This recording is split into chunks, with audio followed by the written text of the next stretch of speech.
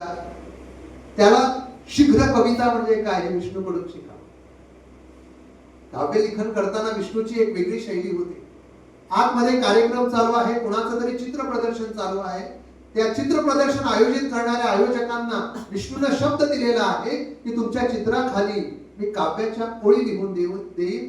सगळी चित्र लावली गेलेली आहेत आणि आता 3:30 वाजता चित्र प्रदर्शनाचं उद्घाटन त्या आर्ट गॅलरी मध्ये व्हायचं आहे.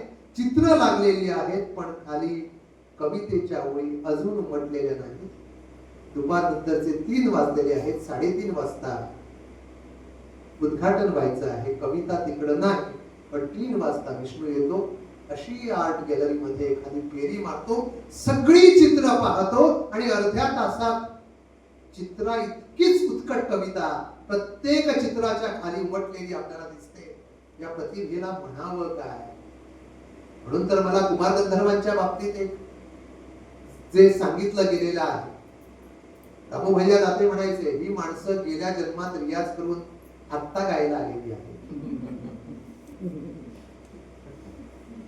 मला वाटतं विष्णू ही गेल्या जन्मात हे सगळं काही करून आता व्यक्त आलेला होता.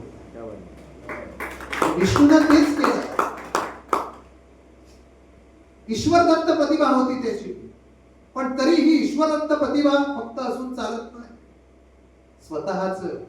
स्वतःच कर्तृत्व त्याच्यामध्ये मिसळावंच लागतं आणि विष्णूनं अवघ्या आयुष्यामध्ये ते केलं. अन्यायाविरुद्ध वाचा फोडणं म्हणजे काय हे विष्णूकडून शिकावं.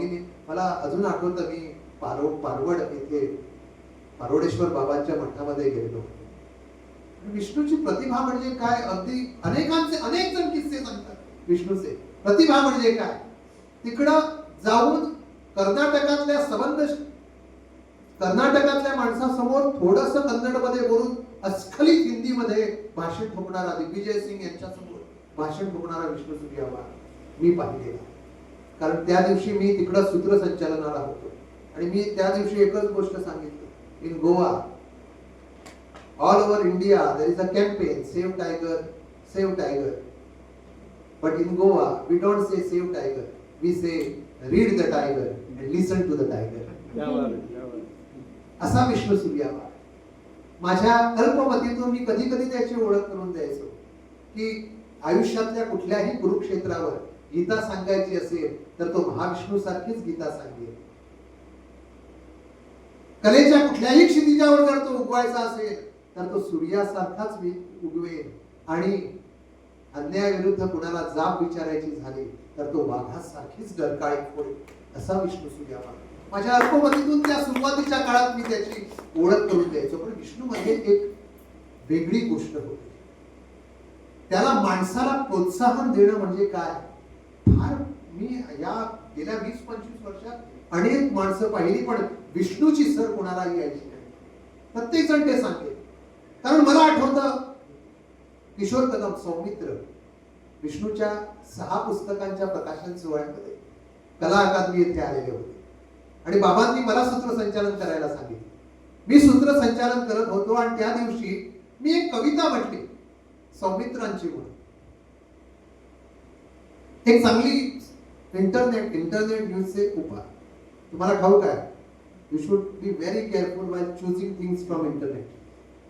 खातरजमा करून घेतल्याशिवाय काहीही आपण व्यक्त होऊ नये. मी एक कविता काढली सौमित्रांची म्हणून आणि ही कविता अगदी बहारदारपणे सादर केली आणि मग सौमित्रांना भाषण करायला बोलवलं. सौमित्र आले आणि पहिलंच वाक्य म्हटलं, माझ्या सूत्रसंचालक मित्रांना दणकेबाज कविता सादर केलेली आहे पण मित्रा ती माझी नाही बरं का. कारण इंटरनेटवर 25 तरी सौमित्र असतील आणि तुम्हाला सांगतो कुजबुज त्यावेळीही चालू होतं. दैनिक फक्त लोकमतवर खरी कुजबुज नाही. आणि त्या कुजबुज मध्ये मग दुसऱ्या दिवशी त्या कुजबुज मध्ये माझं सौमित्र 25 म्हणून त्याच्यावर एक टिपण आलंच की सूत्रसंचालकांना इंटरनेटवरच्या कविता पडताळूनच नंतर सादर कराव्यात वगैरे वगैरे. मान्य आहे, टीकाही आपण सहन करून घ्यावी आणि त्यातूनच शिकावं. मी शिकलो पण मला ठाऊक आहे त्याच्या दुसऱ्या दिवशी परत खालच्या कॉलम मध्ये माझं कौतुक करणारं, सूत्रसंचालनावर कौतुक करणारं कुजबुज मध्ये दुसऱ्या दिवशी आणखी एक टिपण आलं होतं की मी हजरजबाबीपणे 6 पुस्तकांच्या प्रकाशनाच्या वेळी जी टिप्पणी केली होती ती आली आहे. पण मला ठाऊक आहे आज की तो विष्णू असेल ज्यानं त्या संपादकांना त्या रात्री फोन करून सांगितलं असेल की बाबा कशाला रे बाबा ते इतकं सुंदर तो बोलतोय, आणि दुसऱ्या दिवशी त्या संपादकानं माझी प्रशंसा करणार या माणसाच्या त्या एखाद्या सूचनेमुळं, कारण मला वाईट वाटू नये म्हणून, आणि मला खात्री आहे विष्णूनं देखील